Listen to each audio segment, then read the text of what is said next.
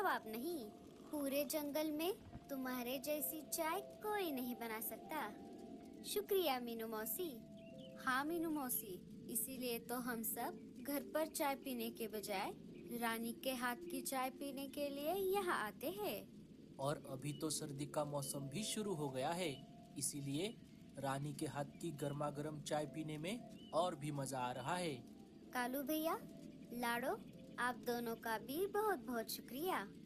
साथियों, सर्दी का मौसम शुरू हो गया है। हमें हमारे घोंसले सर्दियों के लिए मजबूत बनाने होंगे। सारे आपस में बातचीत कर ही रहे थे, तभी राजा जी के महल से सूचना पंछी सूचना देने के लिए वहाँ पर आ जाते हैं। सुनो सुनो सुनो, सारे जंगलवासी सुनो। जंगल में सर्दी का मौसम शुरू हो गया है। उसी बारे में बात करने के लिए आज दोपहर ठीक 1 बजे राजा जी ने सबको अपने महल में बुलाया है।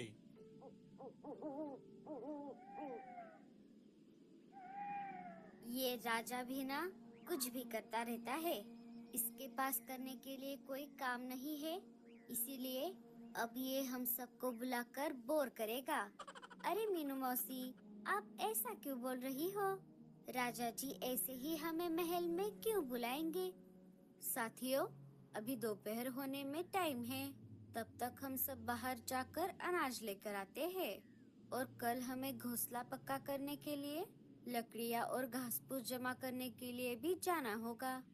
हाँ हाँ, चलो चलो।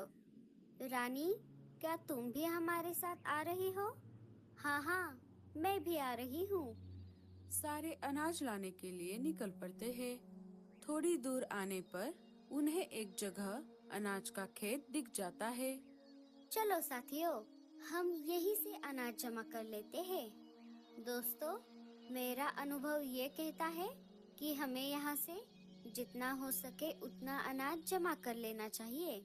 आगे सर्दियाँ बढ़ने वाली है, जंगल में सब तरफ बर्फ जमा हो जाएगी। बाद में हमें अनाज ढूंढने में बहुत परेशानी होगी, इसीलिए हम सब यहाँ से ढेर सारा अनाज हमारे साथ लेकर जाएंगे। आपने बिल्कुल सही कहा मीनू मौसी। पिछले साल ऐसा ही हुआ था। बर्फीले तूफान की वजह से हमें बहुत दिनों तक घर के अंदर ही रहना पड़ गया था। इस बार हम ऐसी गलती नहीं करेंगे। चलो फिर हम सब काम पर लग जाते हैं। सारे पंछी देर न करते हुए जितना हो सके उतना अनाज जमा कर लेते हैं। अनाज जमा करने के बाद सारे वापस अपने जंगल की ओर निकल पड़ते हैं। अनाज लेकर वापस आते आते उन्हें दोपहर हो जाती है। लाडो, तुमने बिल्कुल सही कहा था। हमें अनाज लेकर आते आते दोपहर हो गई। साथियों, अभी हम ये अनाज हमारे घर लेकर चलते हैं।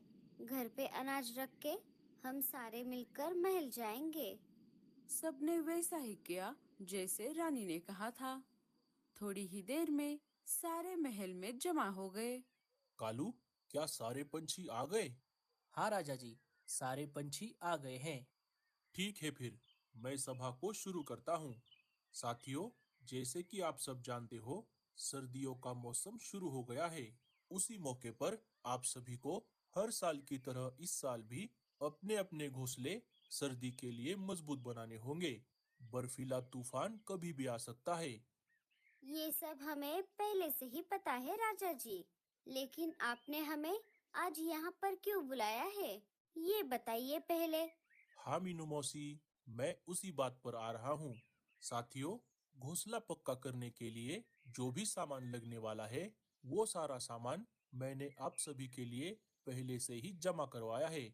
इसीलिए इस साल आपको सामान जमा करने के लिए यहाँ वहाँ जाने की कोई जरूरत नहीं है। बाकी की सारी जानकारी आपको सूचना पंछी दे देंगे। देखा मीनू मौसी, मैंने कहा था ना आपसे, राजा जी हमें ऐसे ही महल में क्यों बुलाएंगे। अब हमें घोंसला बनाने का सामान जमा करने के लिए यहाँ वहाँ जाने की कोई जरूरत नहीं पड़ेगी। राजा जी ने हमारे लिए महल में ही सारा इंतजाम कर दिया है। हाँ हाँ, अब बस भी करो उस राजा की तारीफ। अगर सामान देने के बजाय डायरेक्ट घोंसले बना के दिए होते तो मैं मानती। साथियों, अब हमें घोंसला बनाने के काम में लग जाना चाहिए। हाँ हाँ, चलो चलो। सारे एक एक करके अपने अपने जरूरत के हिसाब से सामान ले लेते हैं और अपने घर की तरफ निकल पड़ते हैं, सिवाय रीमा, भूरा और मीनू मौसी को छोड़कर। अरे भूरे, क्या तुझे सामान नहीं लेना? अरे नहीं मीनू मौसी, हमारा घोंसला पहले से ही बहुत पक्का है, इसीलिए हमें इस सामान की कोई जरूरत नहीं है। लेकिन आपका क्या? आपने भी तो सामान नहीं लिया। मेरा भी कुछ ऐसा ही है। मैंने हाल ही में मेरे घोंसले की मरम्मत करवाई है। मुझे भी ये सामान नहीं चाहिए। चलो, मैं चलती हूँ। हाँ हाँ, चलो, हम भी आ रहे हैं। तीनों महल से निकल पड़ते हैं। 2-4 दिन बीत जाते हैं। जिन जिन पंछियों ने महल से सामान ले लिया था, उन्होंने तो अपने अपने घोंसले पक्के कर लिए। 1-2 दिन और गुजर गए। ठंड और भी ज्यादा बढ़ गई। अजी, मुझे तो बहुत ठंड लग रही है। हमने महल से सामान ना लेकर बहुत बड़ी गलती कर दी। कल सुबह होते ही आप महल जाकर बचा कुचा सामान लेकर आइए और हमारा घोंसला ठंड के लिए पक्का कर लीजिए। वाह वाह वाह मीनू, तेरे जैसी पागल मैंने आज तक नहीं देखी। अगर उस दिन तूने सामान ले लिया होता तो आज तुझे ऐसे ठंड में नहीं बैठना पड़ता। अब कल सुबह होते ही मैं महल जाकर बचा कुचा सामान लेकर आऊंगी और मेरा घोंसला पक्का कर लूंगी। सुबह हो जाती है। सुबह होते ही भूरा और मीनू मौसी सामान लेने के लिए महल में आ जाते हैं। वहां आकर उन्होंने देखा, वहां पर तो कुछ भी नहीं बचा था। अरे मीनू मौसी, आप यहाँ पर क्या कर रही हो? अरे क्या बताऊं भूरे, कल रात की ठंड ने मेरी हालत पतली कर दी।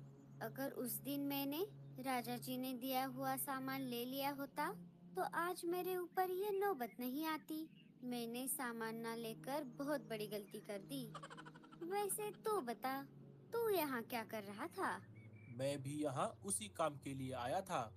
मुझे और रीमा को लगा था कि हमारा घोंसला बहुत पक्का है, इसीलिए हमने भी उस दिन सामान नहीं लिया। लेकिन पिछले कुछ दिनों में ठंड इतनी ज्यादा बढ़ गई है कि हमारी भी हालत पतली हो गई है, इसीलिए आज मैं यहाँ सामान लेने के लिए आया था। लेकिन यहाँ पर तो कुछ भी नहीं है। भूरे के ऐसा कहते ही मीनू मौसी के दिमाग में एक आइडिया आ जाता है। अरे मीनू मौसी, क्या हुआ? आप कहाँ पर खो गई? भूरे, अब हम दोनों की प्रॉब्लम एक ही है। क्यों ना हम दोनों मिलकर हमारे लिए नए घोंसले बनाए। मैं और रीमा सामान जमा करेंगे और तू घोंसले बना। ये तो बहुत बढ़िया प्लान है मीनू मौसी। चलो, हम अभी काम पर लग जाते हैं। लेकिन पहले मैं मेरा घोंसला बनाऊंगा। हाँ हाँ, ठीक है, मुझे मंजूर है। तीनों काम पर लग जाते हैं। 2-3 दिन बीत जाते हैं। भूरा पहले अपना घोंसला बना लेता है। चल भूरे, अब तेरा घोंसला तो बनकर तैयार हो गया। अब मेरा घोंसला बनाते हैं। अरे अरे मीनू मौसी, थोड़ा रुक जाइए। अभी अभी तो हमारा घोंसला बनकर तैयार हो गया है। अब आज के लिए इन्हें थोड़ा आराम करने दीजिए। आपके घोंसले का काम हम कल शुरू करेंगे। अच्छा, ठीक है, अब मैं चलती हूँ। मीनू मौसी अपने घर वापस आ जाती है। अजी, क्या आप सच में उस बुढ़िया को घोंसला बनाकर देने वाले हो? हाँ हाँ, मीनू मौसी ने हमारा घर बनाने में बहुत मेहनत की है, और जैसा कि हम दोनों में तय हुआ था, मुझे उन्हें घर बनाकर देना होगा। चलो, बस अब कुछ दिन और, फिर मैं मेरे नए घर में चली जाऊंगी। सुबह हो जाती है।